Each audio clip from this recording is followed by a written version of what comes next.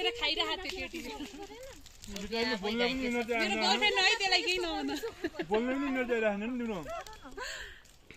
एउटा जोक थियो नि पहिला सानोमा चटपटे बनाउने छैन राम भन्ने बित्तिकै मलाई ए भयो तिमी ती जोक नभन त तिमी सातो खाइदिरहेको छ जंगलमा सातो खायो भने अहिले एउटा स्कुल रहेछ हैन स्कुलमा राम भन्ने विद्यार्थी रहेछ अनि त्यसपछि क्लासमा सुन जयपुरी क्लासमा सबैजना विद्यार्थी बस्छ होला सरले आएछ एकदिन हल्ला विद्यार्थी हल्लाइरहेको हैन आज पढ्न कोले अल्छिला हात उठाउ भन्ने हैन एउटाले उठाएन मुगन हात उठाउँदै अल्छिला राम भन्नेले हात उठाएन के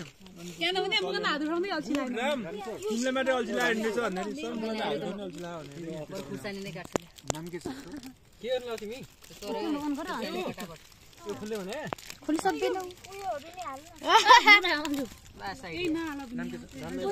साथीहरु त नाम भ्याएको चाहिँ मैले जुठर किन मुखला ल्याउँ गयो नीति सर हुनु छ अल्टरनेट दादा त खान पायो भने गीत बजाए निरो बजाए प्लिज माथि ओइडा गयो नि गाउँमा हैन यसरी खान त जान्थे तारा निकुञ्जमा यस्तै गर्दै गएको एकचोटी मलाई धन्नै पिट्यो मालिका जान्छ इज्जत जान्छ के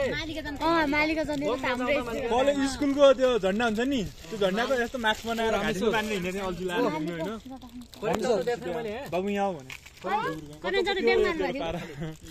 स्कुलको झण्डा घाँटीमा लाउनलाई हो फर्काइदिएर म झन्नै चटपटे खाना लागेको खाली खाना चाहिन्छ चटपटे